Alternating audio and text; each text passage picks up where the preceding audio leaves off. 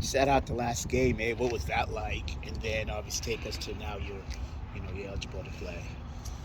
Yeah, it wasn't as fun. Definitely wish I could be out there, but um, good that we got a win. And I mean, it was a little good to get different perspective. I've been playing a lot so far, so wasn't I definitely didn't like sitting out, but it was a different perspective. I got to take a step back and watch the game from a different viewpoint. So From that different perspective, because you are kind of calling some of the line there. What did you notice? I mean, what's working for you all in terms of that high line and obviously the shutouts? yeah, just I think covering each other. There's a lot of whenever someone steps in the back line, everyone else covers for them, and we're doing a good job of winning that first battle. But if we don't, then there's 3 or 4 other guys that are right there to clean it up. And then just in terms of the overlap, you've got the young guns, for lack of a better word. They're playing on the right side. Is there any? How do you think they're progressing? Obviously, it's good, but how are they progressing? And I mean, like, Vargas playing up top there. Yeah, he's doing great. I think for young guys, especially, it's just about consistency.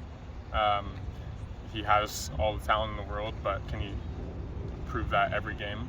I think he's doing a better job of bringing it every time, because that's ultimately what he has to work on. Because the talent's there. It's just can he do it day in and day out? Are you guys? Go ahead. No, go ahead. No, go ahead. Are you guys?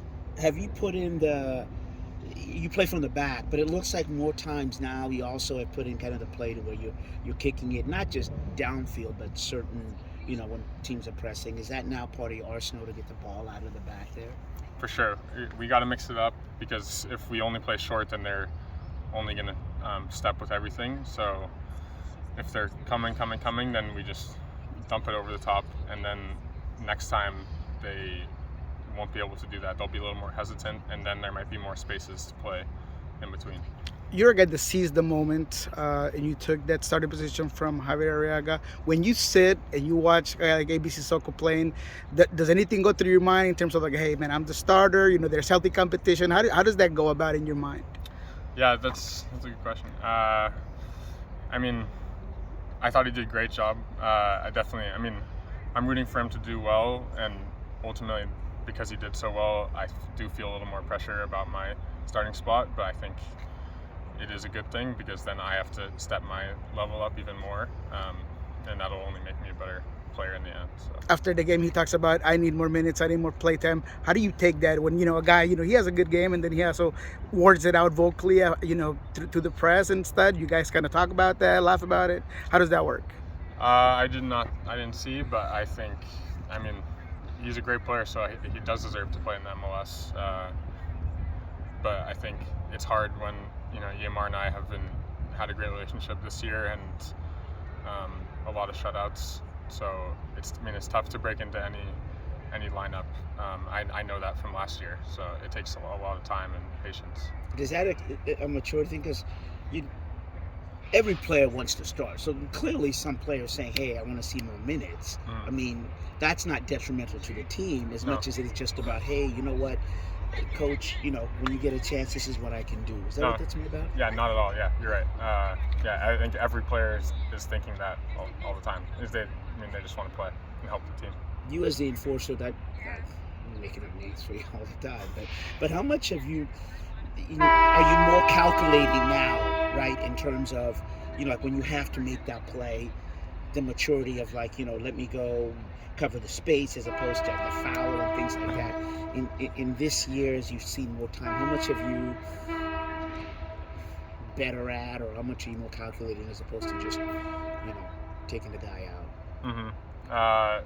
Yeah, I think it just comes with experience, and seeing those moments over and over again, because they come up probably like 10 to 15 times in a game for me, and making the correct decision and then executing. It's funny because in the Orlando game, I was trying not to get a yellow, really, and I was pretty pissed when he ended up giving one. So yeah, I mean, sometimes you can just get unfortunate as well. Yeah, and I'm not trying to say you just clatter players, but the expectation of once the back line gets the ball, right? There's an expectation to possess it and move it up. So the transition is part of what the expectation for you guys, correct? Yeah, right when we win it back, we want to play forward right away because that's when the opponent is most expansive, and then we can play through them. But if not, it's also, I mean, we can be patient and then try to break them down again. Vancouver has some really good moments this season. They're a really good counter team. What do you expect in terms of your role and what you're going to get from this Vancouver squad? Yeah, they're a good team. I think you said it, high pressure and transition is their game.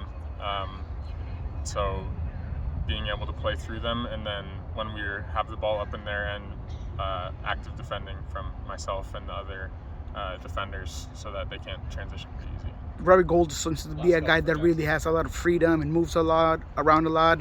How do you take consideration for a guy that does that much moving in the attacking third? Yeah, we'll have to keep track of him, and I'll have to, if he comes closer to me, it'll be me. If he's closer to Zhao or Obed or whoever, then it'll still be on me to communicate and have them pick him up. Thank you. Thanks, sir. Yeah.